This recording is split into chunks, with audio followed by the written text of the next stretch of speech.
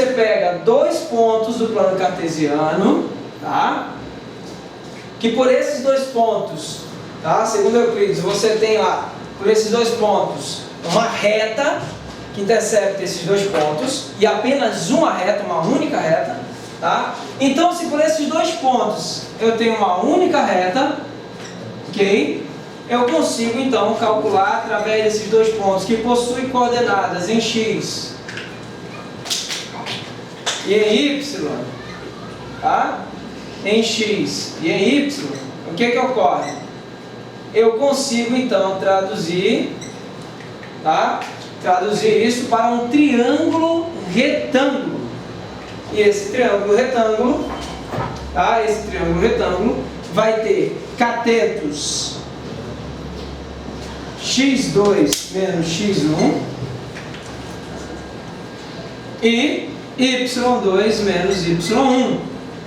Ah, então eu tenho ali um cateto, um triângulo retângulo, extraído desses dois pontos, que possuem coordenadas x1 e x2, para x, y, y2 para y, e com isso eu consigo os catetos desse triângulo, e esse triângulo vai ter um ângulo formando entre a reta de inclinação, a inclinação da reta e uma reta imaginária paralela ao eixo x. Esse ângulo, ao calcular a tangente dele, eu tenho numericamente o coeficiente angular. E esse coeficiente angular é dado por cateto oposto sobre cateto adjacente. Ok? A partir desta relação, vem a parte mágica, vem a parte mais legal disso tudo. Eu consigo escrever a própria função baseada em apenas um ponto e conhecendo o coeficiente angular. Ou seja, se eu conheço o coeficiente angular e eu conheço um dos pontos, eu consigo dizer qual é a função que determina aquele gráfico. Eu consigo dizer qual é a lei de formação daquilo que estamos vendo no plano cartesiano. Então, se eu tenho lá o coeficiente angular conhecido e eu tenho um dos pontos, que eu vou chamar o ponto de y0 e x0, e eu tenho um dos pontos conhecidos, eu consigo dizer então que y menos y0 é igual a vezes x menos x0. A gente chama isso de equação da reta, mas isso é muito útil aqui na função do primeiro grau. Por quê? Nela eu consigo dizer que y é igual a ax menos ax0 mais y0. Detalhe, este termo aqui todinho é o que a gente chama de coeficiente linear. Ele é estritamente numérico, tá? Ele é estritamente numérico, ok? Então, daí vem aquela fórmula clássica de ax mais b. Qual é a fórmula clássica? A fórmula polinomial, tá? Então, essa é a função polinomial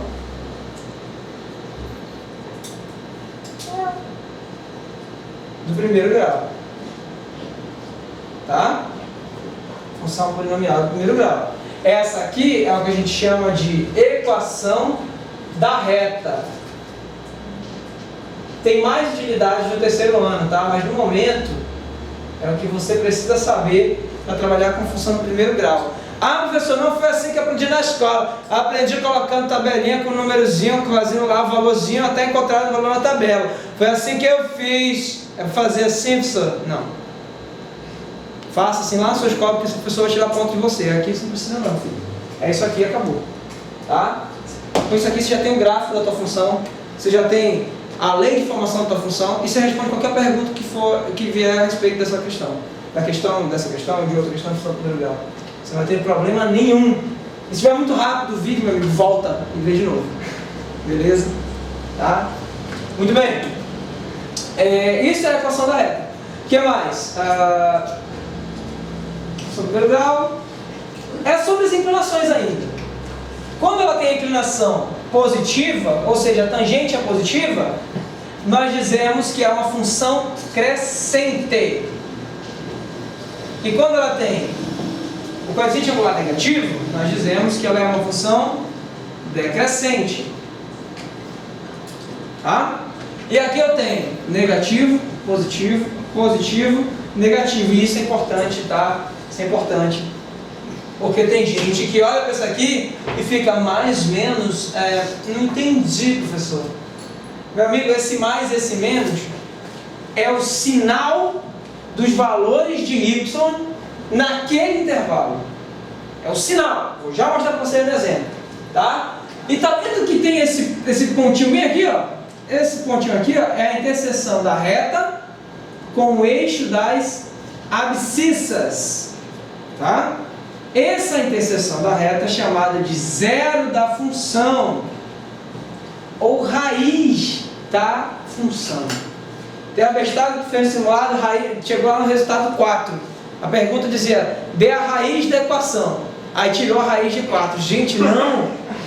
Raiz polinomial, raiz polinomial é o valor de x, ou o valor da variável, cuja imagem é zero. Entendeu agora? Imagem é zero. Tá? Então, como é que calcula isso? Espera aí, é simples, eu acabei de falar. Se a imagem é zero, pega a função polinomial e iguala a zero. Olha o que vai dar.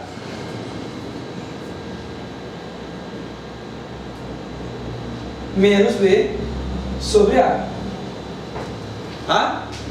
Ou seja, a função do primeiro grau, quando você acha um valor de x cujo resultado dele é zero, aquele resultado, valor de x, é chamado de zero da função.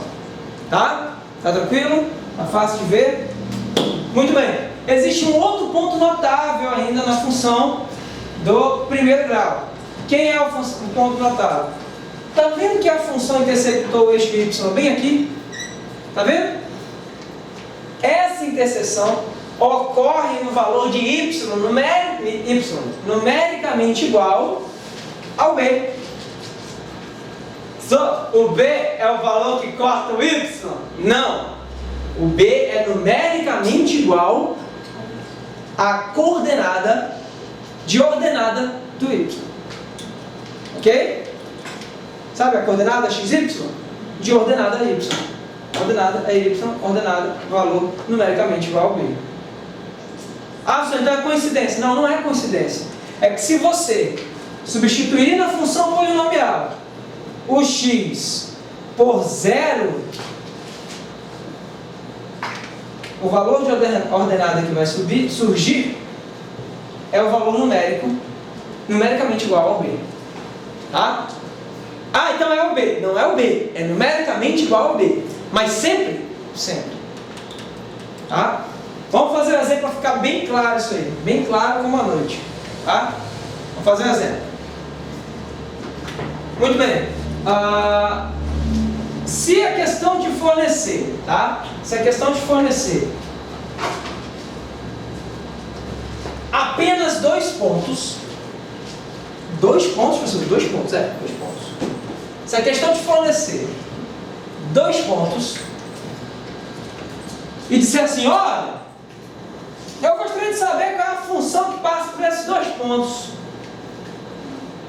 Se a questão de fornecer isso, então vamos lá, vamos assumir aqui que seja menos 1 para x, 2 para y,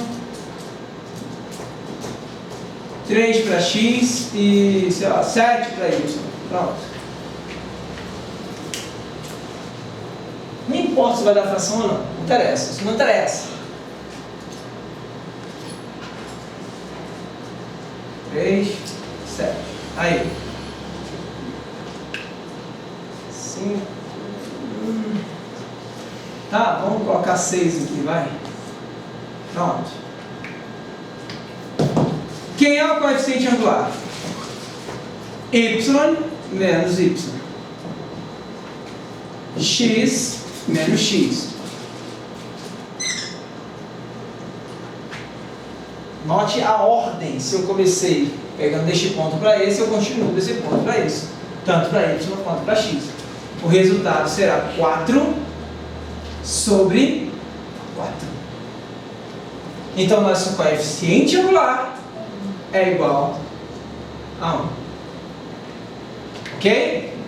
Agora, eu posso pegar y é igual a A, que é 1, vezes x, tá? Menos A, que é 1, vezes um ponto dessa equação. Pode ser o ponto A, pode ser o ponto B. Escolham vocês. Substituindo x por A. Menos 1, mais y0, que é o 2. O resultado será menos com menos mais, 1 mais 2, 3. A nossa função. Então, o que eu fiz? Primeiro achei o coeficiente angular, joguei na equação da reta e substituí o valor menos 1 e 2 no x0 e no y0, a fim de obter a equação que representa o gráfico que passa ou intercepta pelos pontos A e B. Ok?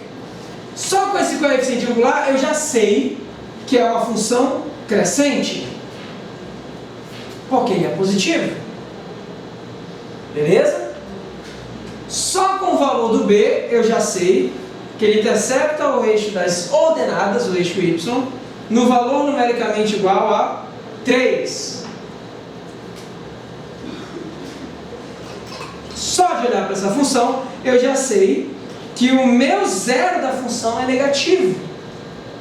Porque se o meu b está interceptando na parte positiva do y, e ela é crescente, então o seu zero da função tem que estar na parte negativa de x. Ora, eu sei que é menos 3, porque menos b sobre a é igual a menos 3. E aí vem a parte mais legal, cara. É aquela coisinha do mais e do menos que eu estava fazendo. Qualquer valor de x maior que o menos 3 teria um sinal positivo. E qualquer valor de x menor que o menos 3 terá um resultado negativo. Resultado negativo. Resultado positivo. Valores de y. E eu note que eu não estou nem interessado se é positivo ou negativo. O valor dele. Estou interessado apenas no sinal do resultado. Ah, se vai ser menos 3 ou menos 5, não interessa, vai saber se é menos. Tá? Então vamos ver o que acontece se eu substituo valores de x maiores que menos 3. Me dá só um exemplo aí. Vai. Um valor maior que menos 3. 5. Um exemplo interessante. 0. 0 a gente já sabe que é 3, né? A gente já sabe. Um valor interessante, para ficar bem óbvio, é pegar o menos 1, por exemplo. Que é um valor que está bem aqui, ó. Que ainda é negativo. Olha o que vai acontecer. Y é igual a menos 1 mais 3. Y é igual a 2. E 2 é o quê? Positivo. Ou seja, eu peguei um valor maior que menos 3, peguei um valor negativo e o resultado foi um valor positivo. Mas por que isso? Porque eu não estou interessado no valor de x. Eu estou interessado no valor de y. E mais precisamente, no sinal desse valor do y. Tá? Então, y é igual a menos 1 mais 3, igual a 2. Olha o que acontece se eu pegar x menor que menos 3. Agora sim, dá o valor que você quiser. Menos 12. Menos 12. Menos 12 é um valor menor que menos 3. E se eu substituir na função, eu terei menos 12 mais 3. O resultado é menos 9. Note que é um resultado negativo. É um resultado negativo.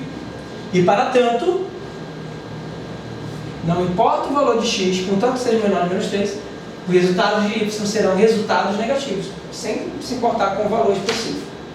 Tá bem? Amém. Alguma dúvida? Amém, né? Amém. Amém. Galera, o que mais? Presta atenção. Outro tipo de exemplo clássico.